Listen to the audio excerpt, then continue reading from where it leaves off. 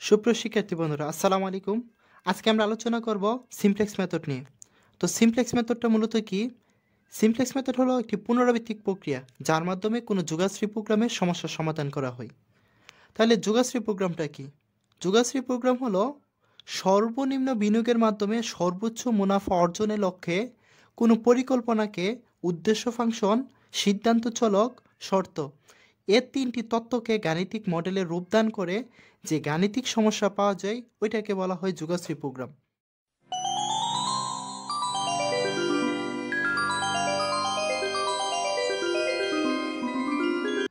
আসসালামু আলাইকুম। আজকে আলোচনা করবো অনার্স তৃতীয় বর্ষের গণিত বিভাগ সিমপ্লেক্স মেথড নিয়ে। তো সিমপ্লেক্স মেথডে আমরা এখানে যে সমস্যাটা নিয়েছি এটা হচ্ছে কি সিমপ্লেক্স মেথডের ওয়ান ফেজ। তো ওয়ান ফেজের সমস্যাটা কীরকম থাকবে? ওয়ান ফেজের যে শর্তগুলো থাকবে এই শর্তগুলো হবে কি শর্ত লেস দেন হবে আমাদের কনস্ট্যান্ট অর্থাৎ টাইপ টিওয়াই পি টাইপ, অর্থাৎ আমাদের যে কনস্ট্যান্টটা থাকবে কনস্ট্যান্টটা হচ্ছে কি শর্ত থেকে বড় হবে অর্থাৎ লেস অর ইকুয়াল হবে। তো এটা হচ্ছে কি আমাদের ওয়ান ফেজ চেনার উপায়। তো আমরা যে সমস্যাটা নিয়েছি এটা হচ্ছে জাতীয় বিশ্ববিদ্যালয় 2014 সালের লাস্ট আসছে। তো এখানে যে উদ্দেশ্য ফাংশনটা হচ্ছে কি জেট মিন অর্থাৎ মিনিমাইজে দেওয়া আছে। আর হচ্ছে শর্তগুলো আমার 1 নম্বর শর্তটা হচ্ছে কি লেসার ইকুয়াল আছে, 2 নম্বর শর্তটা কি গ্রেটার ইকুয়াল আছে। তো গ্রেটার ইকুয়াল যদি আমার কোনো শর্ত থাকে তাহলে এটাকে লেসার ইকুয়াল বানিয়ে নিতে হবে। 3 নং শর্তটা আমার ঠিক আছে। আর নিচে যে চলকগুলো আছে চলক সবগুলো হবে কি 0 থেকে বড়। তো আমাদের প্রথমে কাজ হচ্ছে কি শর্তটাকে লেসার ইকুয়াল বানিয়ে ফেলা। তা এবং আমাদের যে উদ্দেশ্য ফাংশনটা দেওয়া থাকবে উদ্দেশ্য ফাংশনটা মিনিমাইজ থাকলে এটাকে আমাদেরকে ম্যাক্সিমাইজ করে নিতে হবে। তো আমরা এটাকে ম্যাক্সিমাইজ করে নিব। তো লিখবো হচ্ছে কি জেড ড্যাশ ম্যাক্স ইকুয়াল, তাহলে মিনিমাইজ থেকে ম্যাক্সিমাইজ করার জন্য মিনিমাইজের রেজাল্টটাকে আমরা যদি মাইনাস দ্বারা গুণ করে দিই, মাইনাস দ্বারা গুণ করে দিলে তাহলে এটা ম্যাক্সিমাইজ হয়ে যাবে। তাহলে এখানে আমরা জাস্ট মানগুলোকে কী করবো মাইনাস দ্বারা গুণ করে দেবো। তাহলে কত -x2 plus 3x3 minus 2x5, ঠিক আছে। তারপর হচ্ছে কি আমাদের যে শর্তটা দেওয়া আছে শর্তগুলো লিখব। শর্ত হচ্ছে কত 3x2 minus x3 plus 2x5 laser equal হচ্ছে কত 7। 2 নম্বর শর্তটা আমার গ্রেটার ইকুয়াল আছে, এটাকে কি লেসার ইকুয়াল বানাইতে হবে। তো লেসার ইকুয়াল বানানোর জন্য আমরা যদি মাইনাস দ্বারা গুণ করে দিই তাহলে লেসার ইকুয়াল হয়ে যাবে। তাহলে মাইনাস দ্বারা গুণ করলে কত হবে minus 2x2 plus 4x3 laser equal হয়ে যাবে কত 12। তারপর 3 নম্বর শর্ত যেটা ছিল কি থাকবে -4x2 plus 3x3 plus 8x5 laser equal 10। এবং আমাদের চলকগুলা x2 x3 x5 greater equal হতে হবে 0 হবে। এটা আমাদের সেকেন্ড স্টেপ। থার্ড স্টেপে হবে কি আমাদের যে শর্তগুলো হচ্ছে কি অসমান আছে অর্থাৎ সমান নাই, তাহলে এগুলোকে কী করবে অসমতাগুলোকে সমতা করে নিতে হবে। তো সমতা করার জন্য আমরা প্রত্যেকটা শর্তে কী করব একটা কমতি চলক যোগ করে দিব। তাহলে আমরা এখানে লিখে নিব যে প্রথম, দ্বিতীয় ও তৃতীয় শর্তে যথাক্রমে S1 S2 S3 greater equal 0। অবশ্যই যেগুলো যোগ করব এগুলো কি 0 থেকে বড় হতে হবে। গ্রেটার ইকুয়াল 0 কমতি চলক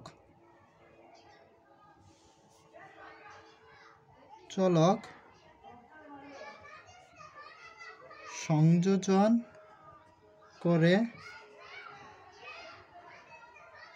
প্রাপ্ত আদর্শ মান। তাহলে আমরা কি করব শর্তগুলোতে যথাক্রমে এত কী করব যোগ করে দিব। আমরা আগে জেড ম্যাক্সটা লিখে নিই। জেড ম্যাক্স আমাদের কি ছিল -x2 plus 3x3 minus 2x5 তো আমরা শর্তগুলোতে যেহেতু S1 S2 S3 কী করবো যোগ করবো, তাহলে আমাদের উদ্দেশ্য ফাংশনে কী করতে হবে S1 S3 কে লিখে নিতে হবে। তো আমাদের মানের যাতে কোনো পরিবর্তন না হয় তাহলে আমরা কি লিখব 0 গুণ কত S1 মানে কোনো পরিবর্তন হবে না প্লাস 0 গুণ S2 প্লাস 0 গুণ S3। ঠিক আছে, তো আমাদের প্রথম শর্তে আমরা লিখবো হচ্ছে কত S1 যোগ করব। তাহলে প্রথম শর্তটা হচ্ছে কত আমার 3x2 minus x3 plus 2x5 plus হবে কত S1। ঠিক আছে, S1 আমরা প্লাস দিয়ে 0 ইন্টু S2 দিয়ে দিতে পারি, প্লাস দিয়ে 0 ইন্টু S3 দিয়ে দিতে পারি, আর ইকুয়াল হবে কত 7।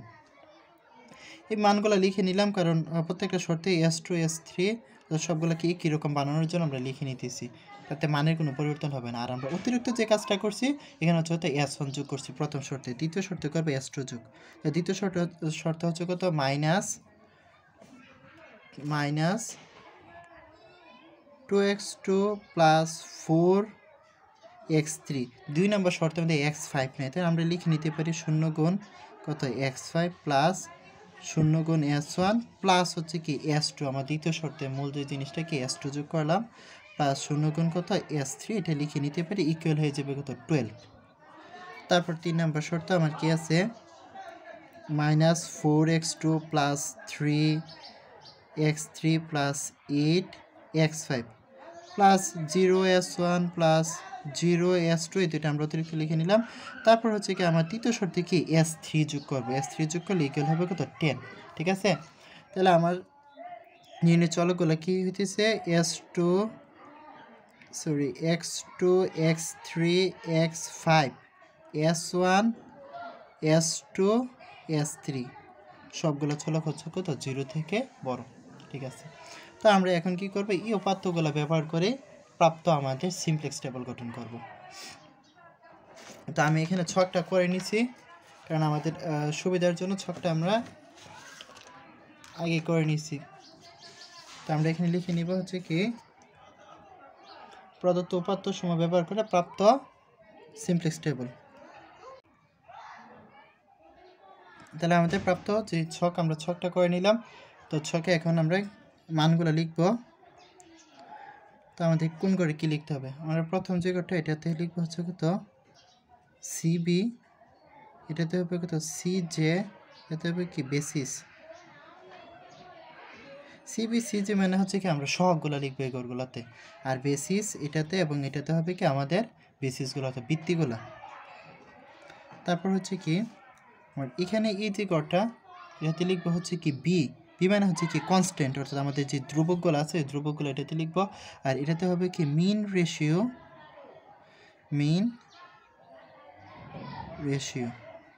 ঠিক আছে, তো এখানে মানগুলো কীভাবে বসাইবো দেখেন, আমরা যে উপরে যে এটা নিয়েছিলাম আমাদের যে উদ্দেশ্য ফাংশনটা ছিল, উদ্দেশ্য ফাংশনের যে চলকগুলো ছিল চলকগুলো হবে কি আমাদের এই ছকের বেসিসের মধ্যে লিখবো চলকগুলো। আমার চলকগুলো কী কী ছিল x2 x3 x5 S1 S2 S3, তাহলে আমরা বেসিসে বরাবর কী লিখবো এগুলো লিখবো। তাহলে কি x2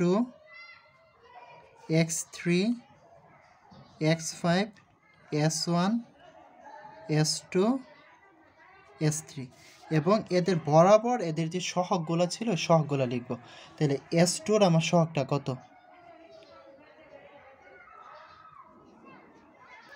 তাহলে আমার x2 সহগ হচ্ছে কত, আমরা যে উপরের ফাংশনটা থেকে লিখি হচ্ছে কত -1, এটা লিখবো হচ্ছে তো -1। তারপর x3-র সহগ হচ্ছে কত 3, x5-এর সহগ হচ্ছে কত -2, S1-এর সহগ 0, S2-র সহগ 0, S3-র সহগ হচ্ছে কত 0। ঠিক আছে, তো এদিকে আসি। তারপর নিচের কলাম এটার এদিক দিয়ে বেসিস হবে কি আমাদের যে নিচে শর্তর বেসিসগুলো, অর্থাৎ আমরা যে কমতি চলকগুলো নিয়েছিলাম ওই কমতি চলকের কি শর্তগুলো। তো আমাদের এখানে কমতি চলকের সবগুলো কী কী ছিল S1 S2 S3, তাহলে এখানে আমাদের বেসিসটা হবে কি S1 S2 S3 S1 S2 S3 এবং তাদের সহগটা ছিল কত 0 0 এবং হচ্ছে কত 0। ঠিক আছে, এখন এই ছকটার মধ্যে আমরা হচ্ছে যে শর্ত ছিল শর্তের সহগগুলো লিখব। তাহলে প্রথম শর্তে হবে কি, প্রথম S1 বরাবর হবে কি আমাদের যে প্রথম শর্ত ছিল ওইটার সহগগুলো। তাহলে প্রথম শর্তের সহগগুলো কি কি ছিল,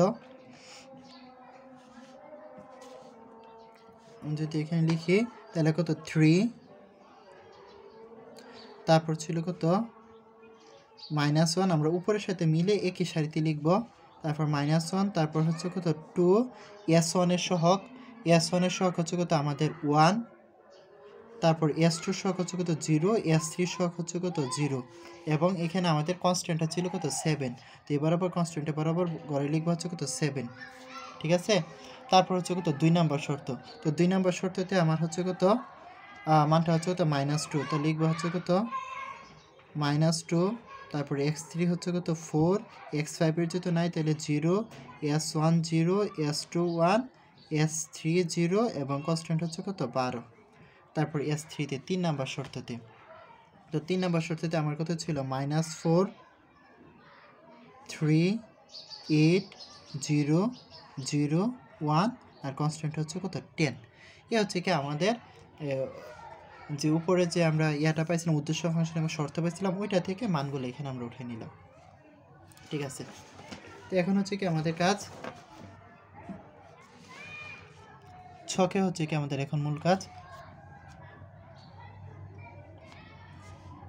তাহলে আমরা এই গড়টাতে এটাতে লিখবো হচ্ছে কত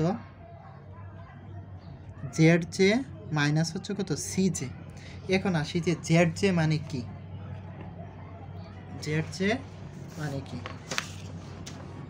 আমরা এখানে একটু লিখে রাখছি যে জেড জে হচ্ছে কি সামেশন অফ সিবি, অর্থাৎ সিবি গুণ প্রত্যেক কলাম, সিবির সাথে প্রত্যেক কলাম গুণ করব, গুণ করলে তাদের যোগফলটা হচ্ছে কত জেড জে।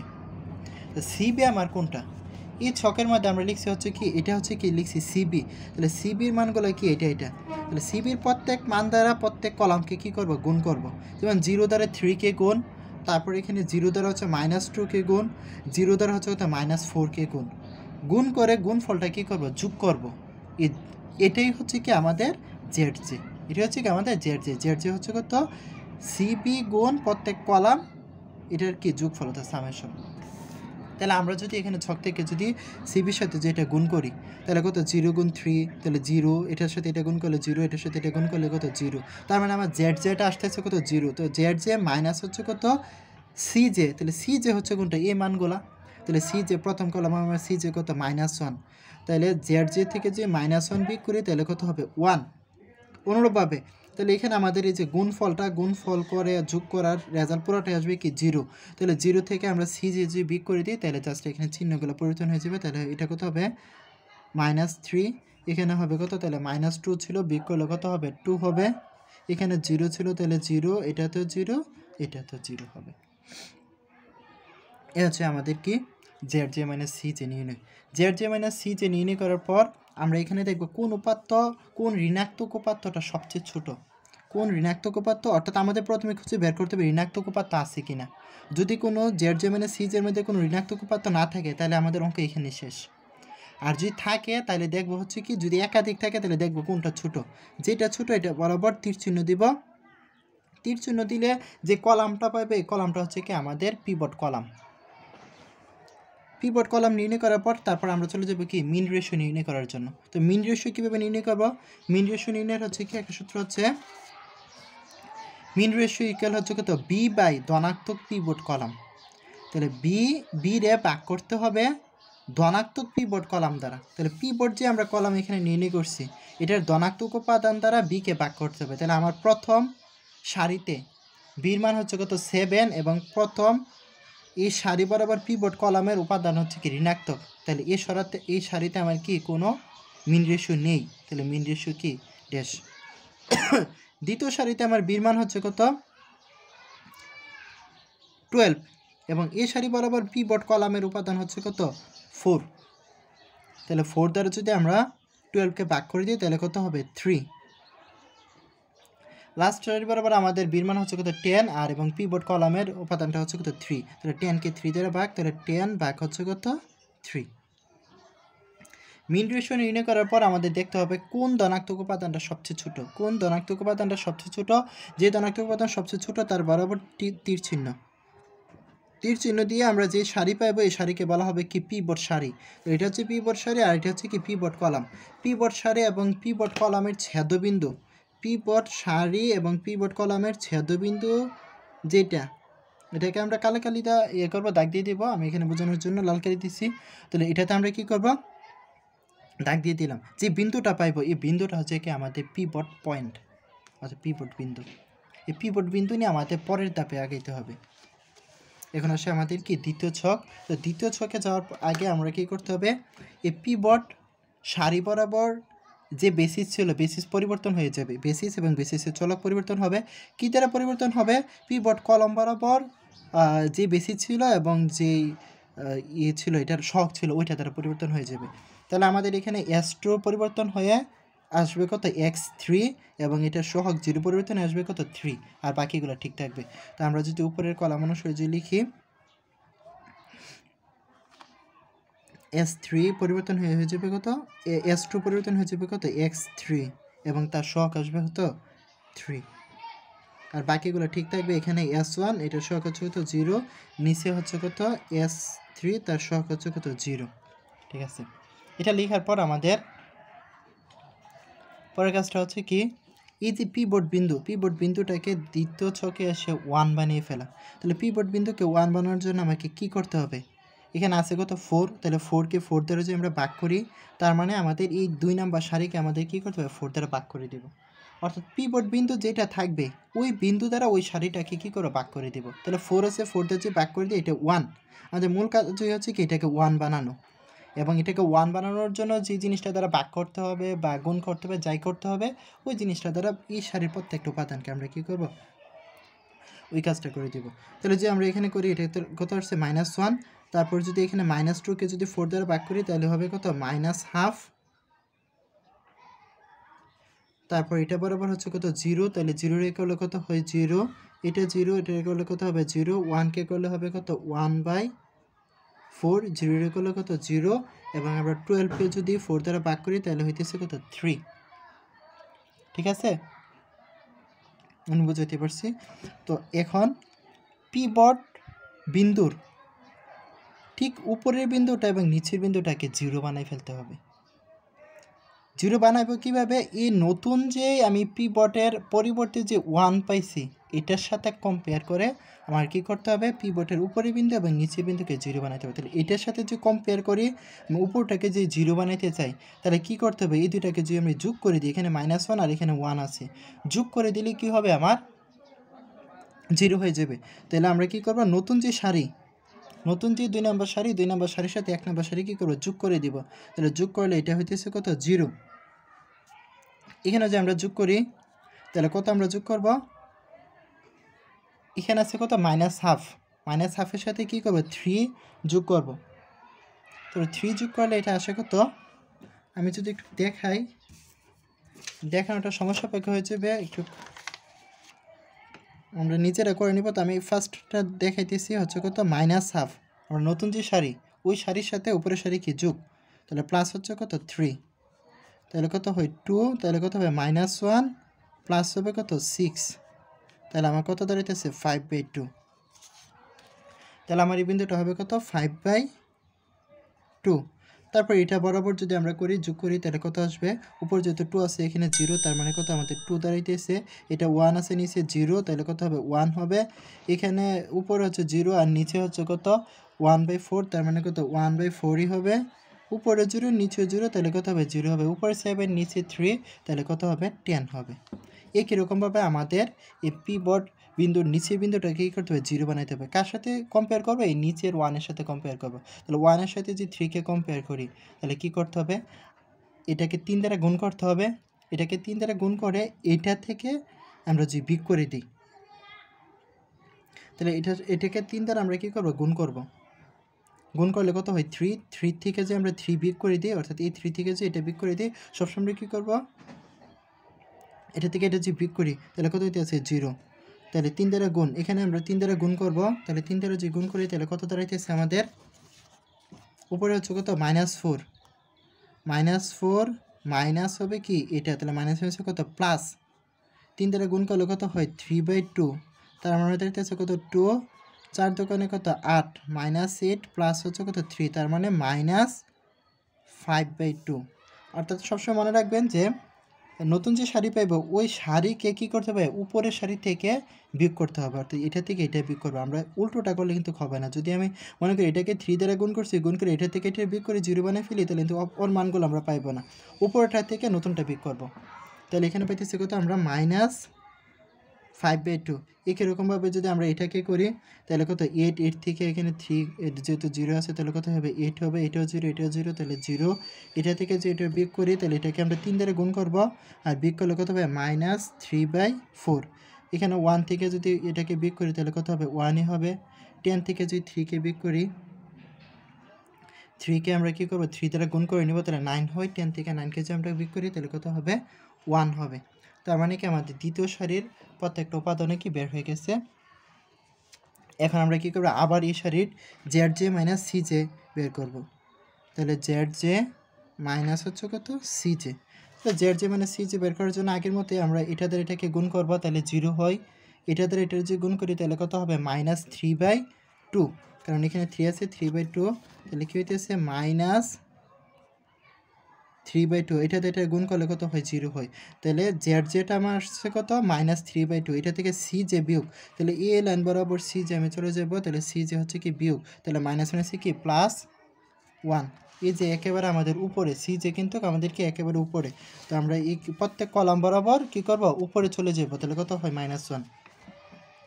তো আমরা যে এটা যে বের করি তাহলে কত হয় 2, তার মানে -3 আর কত +2, তার মানে কত দাঁড়াইতেছে -1/2 দাঁড়াইতেছে। তো আমরা এটা লিখবো হচ্ছে কত -1/2।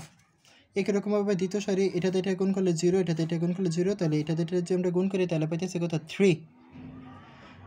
জেড কত 3 থেকে আমরা CJ বিয়োগ করবো, CJ আমরা যদি এই কলাম বরাবর উপরে চলে আসি তাহলে দেখতেছি কি 3 থেকে 3 বিয়োগ করলে কত হয় 0 হয়। অনুরূপভাবে বাকিটা যদি করি এখানে 3 দিয়ে এটা 0 গুণ করি তাহলে 0 হয়ে যাবে, আর বাকি দুইটাতে এমনিতেই 0। তো উপরে আমাদের আছে কত -2, তাহলে জেড থেকে -2 বিয়োগ করলে কত হবে 2 হবে। আবার এটা দ্বারা যে এখানে এটা কত 0, এই 0 দ্বারা এটা গুণ করলে 0, এটাতে এটা করলে কত 0, মানে পুরোটা রেজাল্ট 0।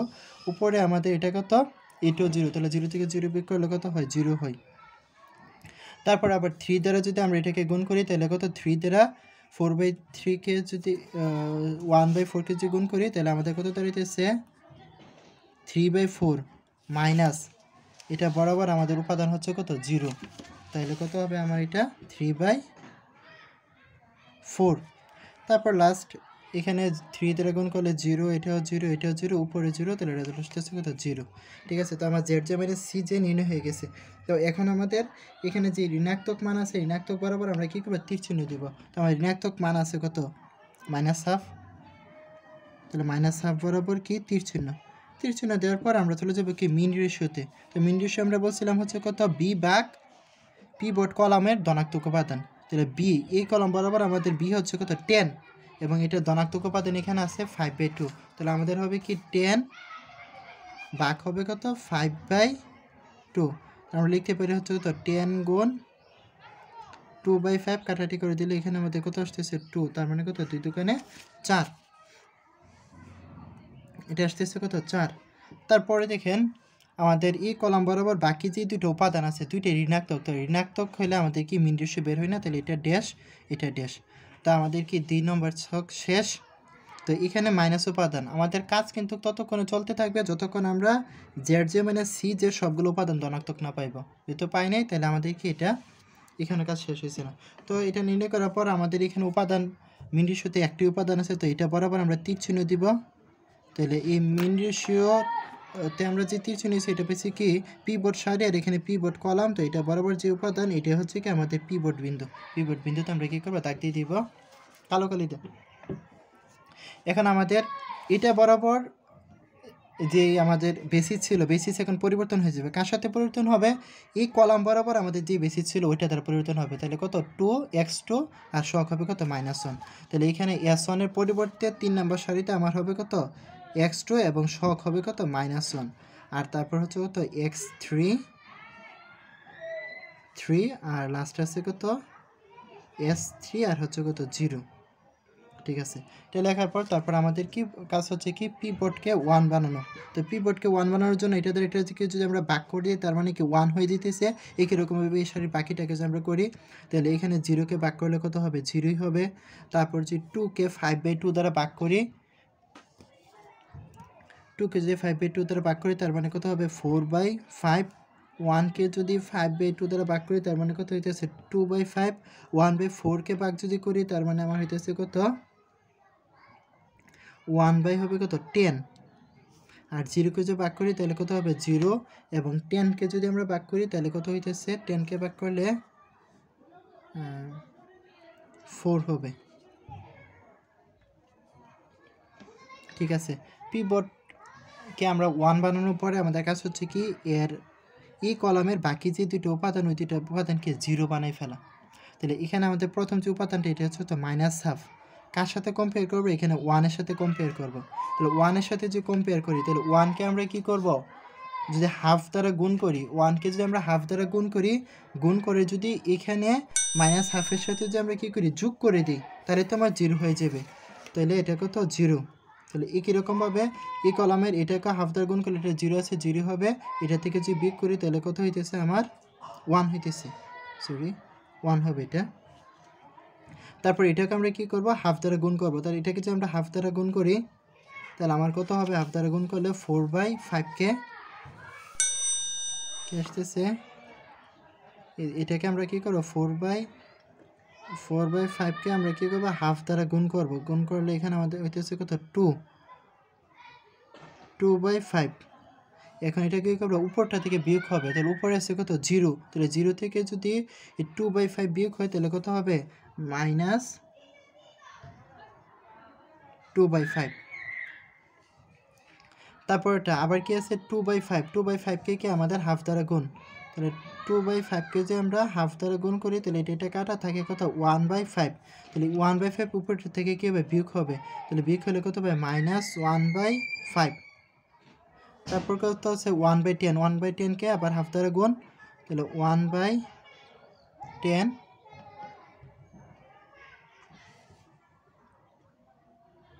ঠিক আছে, তো আমরা উপর থেকে যদি করি আছে।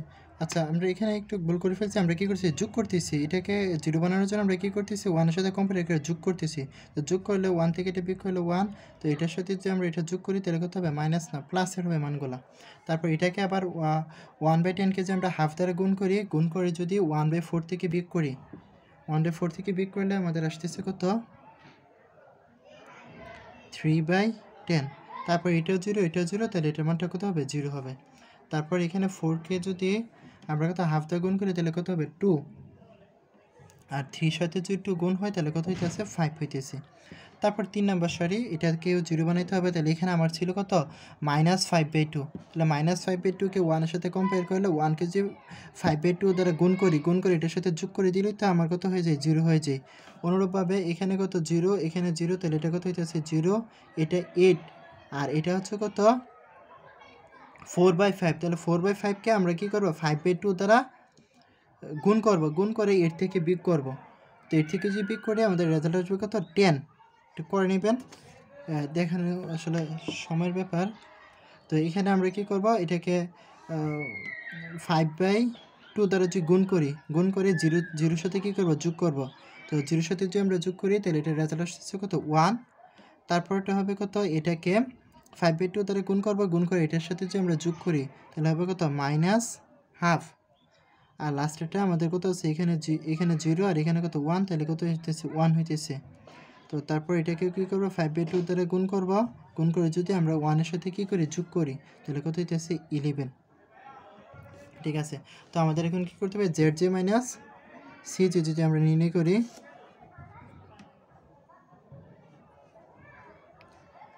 Z J minus C J. তো আমাদের এখানে -1 গুণ হবে কি 1 সাথে, তার মানে কি -1 দাঁড়াইতেছে, আর এটা 0, এটা কত 0 হয়ে যেতেছে। তাহলে -1 থেকে আমাদের এই কলাম বরাবর উপরে যে সি জে ছিল কত -1, এটাকে আমরা কি করব, -1 থেকে যদি 1 বিয়োগ করি তাহলে আমাদের কত হইতেছে 0 হইতেছে। তারপরে এখানে -1 দিয়ে এটা করলে 0, এটা করলে কত হয় 3 হয়, এটা করলে কত হয় 0 হয়, তাহলে 3 থেকে আমার এই কলাম বরাবর সি যে হচ্ছে কত 3 থেকে 3 বিয়োগ করলে কত হয় 0। আবার এটা যে গুণ করি -1 দ্বারা যদি এটাকে গুণ করি তাহলে কত -4/5, আবার 3 দ্বারা যদি এটাকে গুণ করি তাহলে 3 দুগুণে কত 6, 6/5। তাহলে এখানে আমাদের কি দুইটা গুণফল পাইতেছি, এটা করলে কত হইতেছে -4/5। তারপর 3 দ্বারা যদি এটাকে করি তো এটা কত হবে 3 দুগুণে 6, 6/5। তো আমরা পড়ছিলাম হচ্ছে সামেশন অফ সিবি গুণ প্রত্যেক কলাম। তাহলে এখানে আমরা এটারও গুণ করে মান পাইছি, এটারও গুণ করে মান পাইছি। তারপর এগুলো কী করতে হবে, যোগ করে দিতে হবে। যোগ যদি করি তাহলে আমাদের কত আসতেছে লসাগু 5 হলে কত -4 প্লাস কত 6, তার মানে আমার দাঁড়িয়েছে কত 2/5। এখন 2/5 হচ্ছে কত আমার জেড জে, এই কলম বরাবর আমার জেড জে হচ্ছে কত 2/5। তাহলে এটা বরাবর আমাদের সি জেটা কত, সি জেটা হচ্ছে কত -2, সি জে হচ্ছে কত আমাদের -2। তাহলে 2/5 থেকে -2 যদি বিয়োগ করি তাহলে মাইনাস হচ্ছে কত +2, তো আমার কী দাঁড়াইতেছে 5, আর কত 2 + 10, তার মানে কত 12 আর 5। তাহলে এই কলম বরাবর আমার কত আসতেছে 12 হচ্ছে কত 5। একইরকমভাবে আমরা বাকিটা যদি দেখাই -1 দ্বারা এটাকে গুণ করব, 3 দ্বারা কী করবো এটাকে গুণ করে যোগ করে একেবারে উপরে সি যে বিয়োগ করবো, সি যে হচ্ছে কত 0। তাহলে এটা আমাদের দাঁড়াবে কত 1/5। তারপরে আবার যদি -1 দ্বারা 1/10কে গুণ করি, আবার 3 দ্বারা কত 3/10কে গুণ করে দুটো যোগ করার পর উপরটা যদি বিয়োগ করি তাহলে আমাদের দাঁড়াইতেছে কত 8/10। তারপরে এখানে এটা দ্বারা এটা গুণ করলে 0, এটা গুণ করলে 0, এটা গুণ করলে 0, উপরে 0, তার মানে এটা দাঁড়াইতেছে কত 0। ঠিক আছে, তো এখানে কিন্তু আমার নাই, জেড জে মাইনাস সি যেতে কোনো কিন্তু ঋণাত্মক মান নেই। তো ঋণাত্মক মান যদি না থাকে তাহলে কি আমাদের ছকের কাজ কি এখানে শেষ। তো ঋণাত্মক মান না থাকলে কিন্তু আবার মিন রেশিও নির্ণয় করা যাবে না, তার মানে কি এই ছক বরাবর কি নেই, কোনো মিন রেশিও নেই। ঠিক আছে, তো আমাদের রেজাল্ট কি, তাহলে আমরা লিখব কি, যেহেতু টেবিল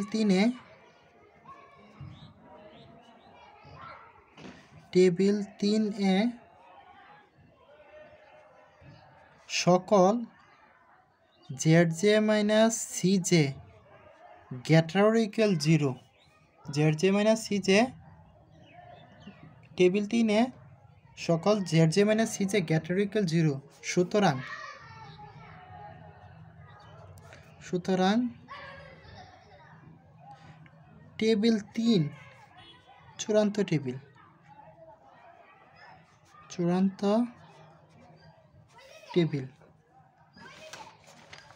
এবং আমরা চূড়ান্ত টেবিল থেকে যে মানটা পাই, এবং লিখব কি চূড়ান্ত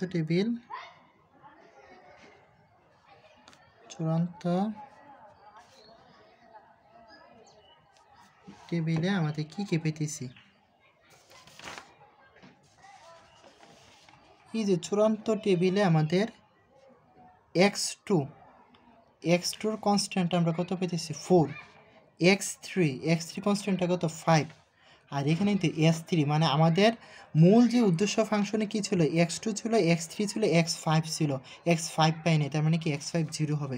তো আমরা এটা থেকে লিখতে পারি না যে x2 ইকুয়াল হচ্ছে কত 4, মানে এখানে x2 বেসিসের বরাবর যে বির মানটা তো কনস্ট্যান্ট আসবে ওইটা লিখবে, x2 ইকুয়াল 4, x3 ইকুয়াল হবে কত 5, এবং x5 যেহেতু আমরা পাই নাই তাহলে x5 হবে কত 0।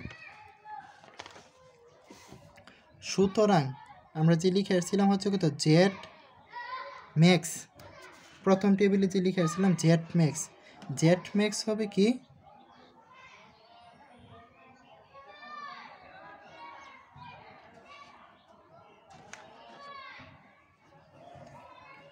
আমরা আগের টেবিলে এখানে যে জেড ম্যাক্সটা লিখে আসছিলাম অর্থাৎ কত -2, তারপর হচ্ছে 3x3 মাইনাস হচ্ছে কত 2x5। এই জায়গায় আমরা কী করে মানটা বসাই দিব, তাহলে হচ্ছে তো -2, তার মানে আমার কী দাঁড়াইতেছে -4। তারপর কি ছিল প্লাস ছিল 3x2, তাহলে কি 3 গুণ x2 বলতে কত 5, প্লাস কি ছিল -2x5। তো আমার এখানে দাঁড়িয়েছে কত -4 প্লাস কত 15, আর এটা তো কত হচ্ছে 0 হইতেছে, তার মানে দাঁড়িয়েছে কত 11। তো 11, তো আমরা লিখে আসছিলাম হচ্ছে কত জেড ম্যাক্স 11। তাহলে সুতরাং মিন কি হবে, তাহলে কি হবে জেড মিন হবে কত জেড ড্যাশ ম্যাক্স, তার মানে কত দাঁড়িয়েছে -11। এই হচ্ছে কি আমাদের আনসার।